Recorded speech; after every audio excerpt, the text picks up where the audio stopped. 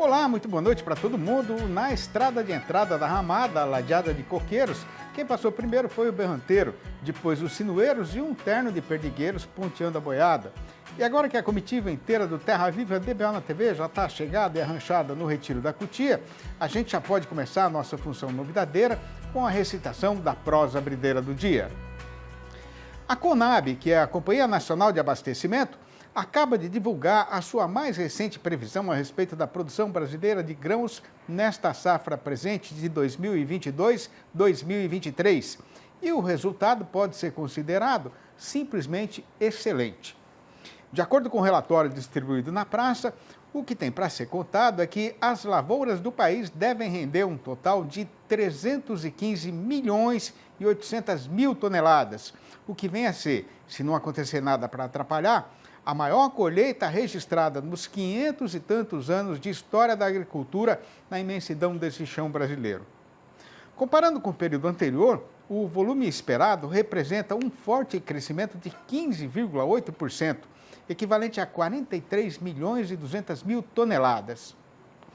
Entrando já na parte que interessa diretamente aos companheiros e companheiras boiadeiros brasileiros, que é a oferta de comida para o gado, já está praticamente garantido que o maior aumento vai ser da soja, com 155 milhões e 700 mil toneladas, ou 24% a mais do que na temporada passada.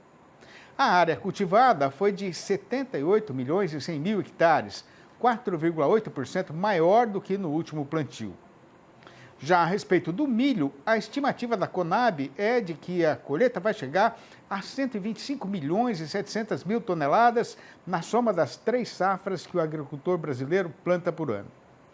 Esta quantidade, sendo confirmada, vai representar um engordamento de 11,1% no rendimento da cultura, pareando com o resultado final registrado no ano passado. Em relação à exportação, a previsão da Conab continua sendo de que as vendas externas dos 2 produtos devem ser igualmente as maiores da história desde que o Brasil passou a ser cachorro grande no mercado internacional de produtos agropecuários. No caso do milho, o volume que vai ficar à disposição dos compradores estrangeiros deve ser de 48 milhões de toneladas, enquanto para a soja o total estimado é de 95 milhões e 600 mil toneladas.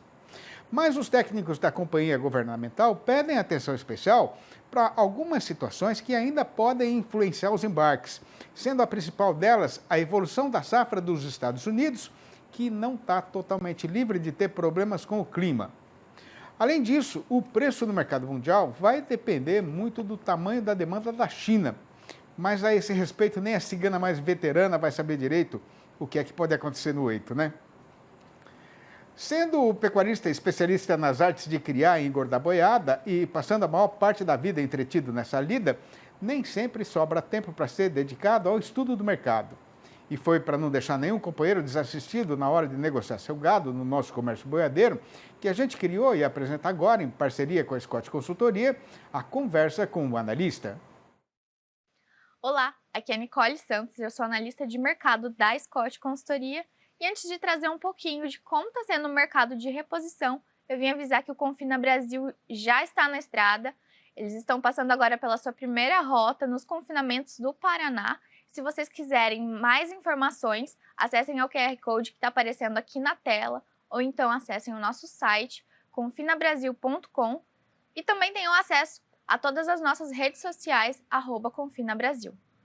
Bom, então agora, sobre o mercado de reposição, junho teve início com leves movimentações positivas nas praças paulistas e no Mato Grosso do Sul para os machos.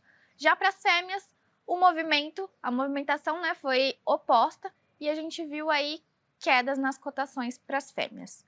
E a movimentação de alta para os machos, ela não é um indicativo de que a gente vai ver uma melhora aí para o produtor tão em breve, já que a oferta de bovinos para reposição ainda está aumentada, apesar de a gente já estar começando a ver em determinados locais, determinadas praças, que essa oferta ela vem minguando lentamente, de acordo com alguns relatos. E, historicamente, no segundo semestre, os preços geralmente tendem a recuperar um pouquinho da força, porque a demanda pela carne no mercado interno ela cresce E a China também tem um comportamento de comprar mais da carne brasileira no segundo semestre. Portanto, a tendência é de que a demanda no segundo semestre aumente.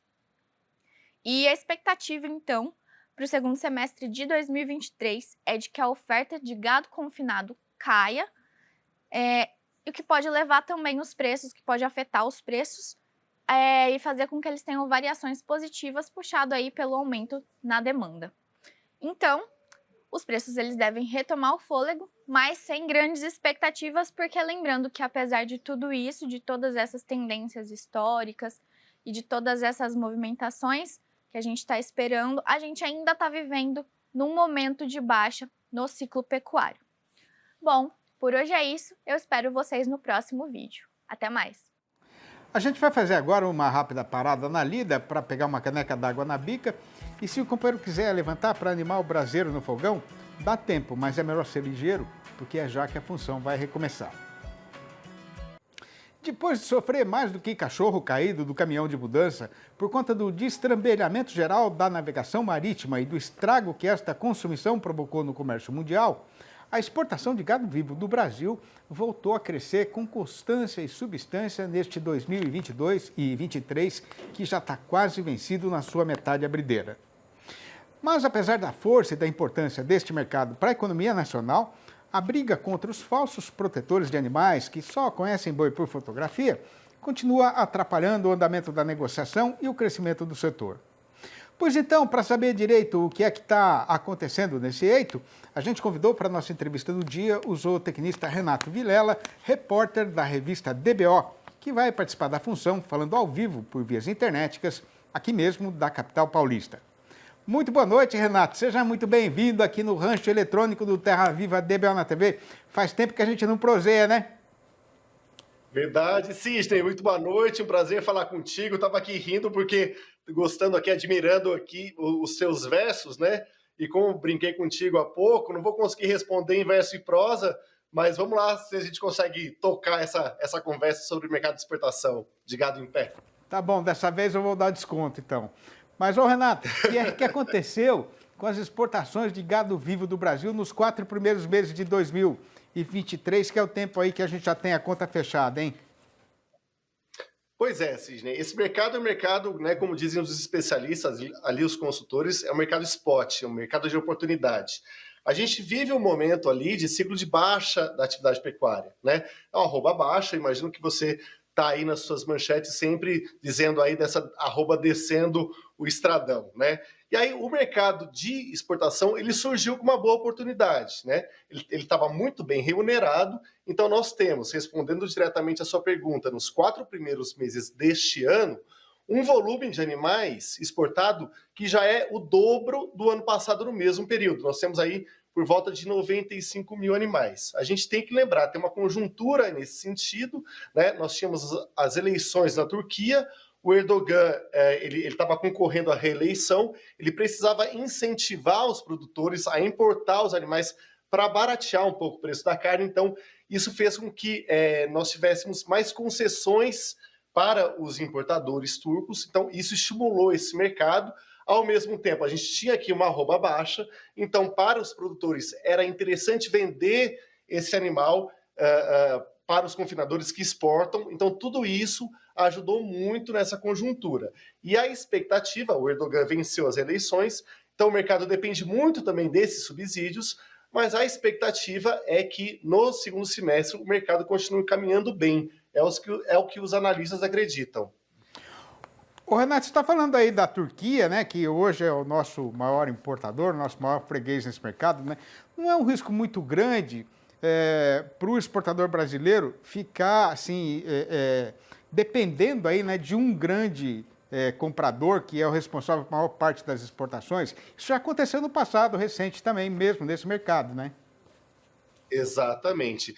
Esse mercado, Sidney, você estava dizendo ali na sua abertura, a gente pode depois conversar a respeito dessa questão, dessa insegurança jurídica, a gente pode depois comentar um pouco a respeito disso, mas ele tem sim essa característica de ficar sempre na mão de um comprador. E como você bem colocou, como você bem pontuou, isso é um risco. Vamos relembrar ali, em 2014, nosso principal comprador era a Venezuela, né? Cerca de 50% do gado exportado do Brasil ia para a Venezuela. 3 anos depois, em função da crise econômica no país vizinho, o Brasil não exportou nenhum animal mais para a Venezuela. E ali, em 2018, quando nós tínhamos a Turquia muito forte, 70% do gado exportado era para a Turquia, aí nós tivemos uma desvalorização da lira turca, e aí o governo parou de conceder as autorizações para tentar segurar um pouco os preços. No ano seguinte, isso caiu drasticamente. Então, como você bem colocou, isso traz sim um risco. Hoje, nós temos aí um universo de 49%, 50% praticamente dos animais sendo exportados para a Turquia. Então, esse mercado é um mercado vantajoso, mas é um mercado de riscos, que envolve muitos riscos. Esse que você bem pontuou é um deles. Qual foi o melhor ano para os exportadores de boi em pé do Brasil, hein, Renato? Você lembra? Eu vou pegar na minha colinha aqui, Cisne, mas foi 2018. Né? O Brasil exportou ali cerca de 800 mil animais. Esse foi o principal ano. No ano seguinte, em função dessa medida do governo, isso passa muito por subsídio, sabe, Cisne? As exportações já caíram bastante, aí depois nós tivemos o início da pandemia, esse comércio praticamente parou, o frete marítimo subiu muito o preço, e aí nós tivemos ali 2 anos muito difíceis, né? 2020, 2021 foram anos mais complicados, né? O Brasil chegou a exportar aqui, não vou me perder na minha colinha, 2021, apenas 62 mil animais. Agora, o ano passado, que essas vendas começaram a ser retomadas, né? O Brasil ali disputa com a Austrália, né, o posto de principal exportador por via marítima, né? Vamos lembrar que nós temos o México, mas o México e o Canadá, mas eles exportam ali por via terrestre, né? Que eles já que fazem ali divisa, né, com os Estados Unidos. Agora, Renata, a gente tem uma ideia aí da diferença entre o preço oferecido pelo mercado interno aqui no Brasil e o que o importador estrangeiro está pagando para o fazendeiro brasileiro? Na verdade, esse mercado, Sidney, hoje, né, segundo aí a Scott Consultoria, né, que é uma parceira também de vocês, no mês passado, o quilo desse bezerro estava saindo mais ou menos a R$ 11 o quilo vivo. Isso dava do bezerro cruzamento, né, o meio sangue Angus, que é um animal preferencial ali pelos compradores turcos. Isso era em torno de 8% a mais do que estava sendo praticado pelo mercado doméstico. Mas a gente tem que lembrar que a questão não é só o preço, né? Este mercado, muitas vezes, ele paga à vista, né? O que o mercado doméstico, às vezes, perde um prazo, 30 dias, 60 dias, para pagar esse bezerro, esse animal de reposição, enquanto esse mercado ele paga à vista. Então, ele se torna bastante atrativo, não só quando há um sobrepreço, vamos lembrar, a gente não pode esquecer que é um momento de baixa da arroba, mas também porque paga à vista. Se a gente puxa lá em 2021, Rio Grande do Sul, que é um estado importante na exportação, não exportou praticamente nada, porque nós tínhamos uma arroba bem mais valorizada. Aí, para o produtor, não é vantajoso vender para o navio, ele vende no mercado doméstico. Ô, Renato, para a gente arrematar a prosa rapidamente, né? Tem aquele enorme problema que o setor exportador de gado vivo enfrenta no Brasil sempre, né? Que é a ameaça constante aí do pessoal que só conhece boi por fotografia e vive querendo proibir a exportação de animais vivos. Como é que está essa situação hoje? O que é que o exportador brasileiro pode esperar para o futuro? Pois é, Sidney, essa é uma questão que está sempre presente nesse mercado, né? Agora, no final de abril, nós tivemos uma proibição da exportação dos animais. Isso, na verdade, não foi levado a termo, porque isso tem que ser apreciado por um colegiado, né, do Tribunal Regional Federal da Terceira Região, né? Então, essa medida ela ainda está sendo estudada por esse colegiado. A mesma coisa aconteceu lá em 2018.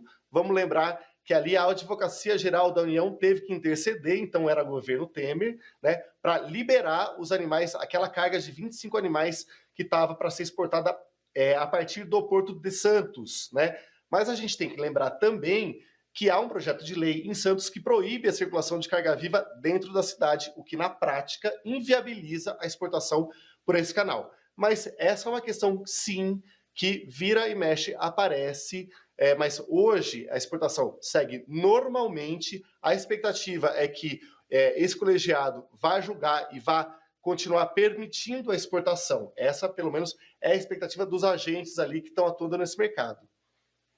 Bom, Renato, pena que não dá para a gente esticar mais essa prosa, né? Mas a gente vai voltar a esse assunto aí na medida que as coisas forem acontecendo.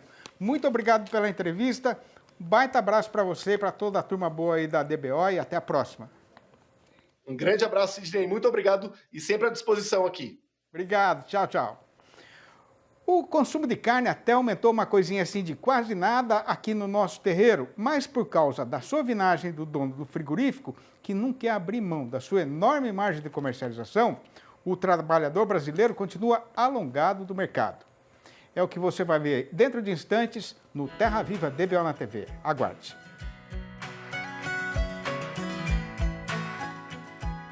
Estamos de volta e a respeito do boi gordo, o que tem para ser contado é que, com o tempo repetindo, sem nunca dar sinal de querer mudar o seu procedimento costumeiro de apostar a corrida com o cavalo rei dos parelheiros para ver quem é o mais ligeiro, a metade abrideira do ano já está chegando no seu trecho derradeiro e já faz uns dias que a safra do capim chegou ao fim. Pois então, para saber o rumo que o carretão vai tomar no estradão, a questão principal agora é tentar adivinhar de que tamanho é o rebanho de gado terminado que ainda está na mão do fazendeiro, esperando para ser apresentado no mercado. A complicação é que, pelo ponto em que a gente está hoje no ciclo pecuário, não dá para levar em consideração só o avançamento do calendário, sendo necessário pôr na conta também a continuação do descarte de vacas e ainda o represamento da oferta acontecido recentemente, porque a cotação estava muito ruim e o boiadeiro ficou adiando a negociação. Por outro lado, mesmo com um ligeiro aumento do movimento no balcão do açougue, o consumo aqui no mercado caseiro ainda está acanhado, porque não tem dinheiro sobrando na algibeira do trabalhador brasileiro. Muito pelo contrário, né? O problema é que o preço da mercadoria no comércio varejista continua em alturas estratosféricas, mas o dono do frigorífico não quer largar a mão de sovinagem e está trabalhando com uma excelente margem de comercialização. No fechamento da semana passada, o equivalente desossa, que é a diferença entre o que a indústria pagou pela arroba e o valor apurado na venda da carne e de todos os outros produtos tirados do boi, estava em 25%. Mas repare agora, amiga pecuarista, que nos últimos 3 anos este percentual ficou na média mensal de só 10%. Já o setor exportador continua numa trajetória muito contraditória. De acordo com a SECEX, a Secretaria de Comércio Exterior do Ministério da Economia, do dia 1º deste mês presente de junho até a última sexta-feira, foram embarcadas 70.300 toneladas. Isso dá uma média diária de 11.700 toneladas, com um aumento de nada menos que 61,5% em relação ao período correspondente do ano passado. Mas o faturamento médio ficou em 60 milhões e 200 mil dólares, ou só 21,7% a mais na mesma comparação. No balanço do dia da Scott Consultoria foram apuradas mudanças nas cotações em 6 das 32 regiões pesquisadas em todo o Brasil, sendo que a arroba caiu em 5 destas praças, mas em uma única e solitária ela andou na direção contrária.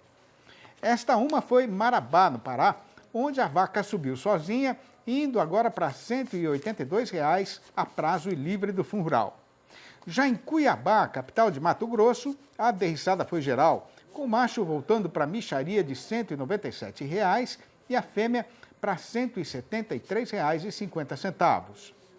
No mesmo trieiro de morro abaixo foi o Triângulo Mineiro, onde o boi piorou também para R$ 197,00. No Espírito Santo, o comprador derrubou o valor do macho para R$ 195,00 e o da fêmea para R$ 185,00. No oeste do Maranhão, o fazendeiro que está precisando de dinheiro está sendo obrigado a entregar vaca por R$ 172,50. E nas Alagoas, o preço máximo do macho agora é R$ 246,50, enquanto a fêmea já não passa de R$ 236,50. Lá no sertão onde eu fui criado, no meu tempo de criança, eu ficava encantado de ver o escurão da noite iluminado de pontinhos brilhantes e de luzinhas piscantes, indo e vindo, descendo e subindo. Aquilo era tão lindo, eu ficava ali no meio apreciando, e para ver os bichinhos bem de perto, eu ia do terreirão de café até lá no sopé da serra, correndo e cantando o refrão de atração, que era assim, preste atenção. Vagalume, vem e vem, teu pai está aqui, tua mãe também. E não é que dava certo?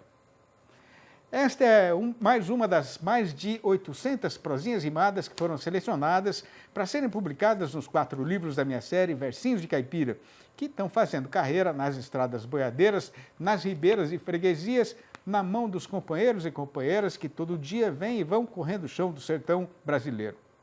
Não adianta campear nas livrarias porque não tem, e quem quiser saber como fazer para comprar um exemplar ou logo a coleção inteira, pode ligar diretamente para mim, no meu telefone particular, que é o 11 98224 1807.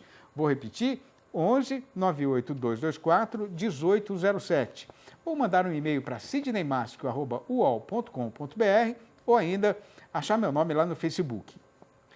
E tendo já contado e explicado os casos acontecidos na lida e no mercado, a gente pede licença para fazer a retirada e na despedida já fica combinada, se for do gosto da companheirada, a volta do Terra Viva DBO na TV para amanhã, às 6h30 da manhã e às 7h25 da noite.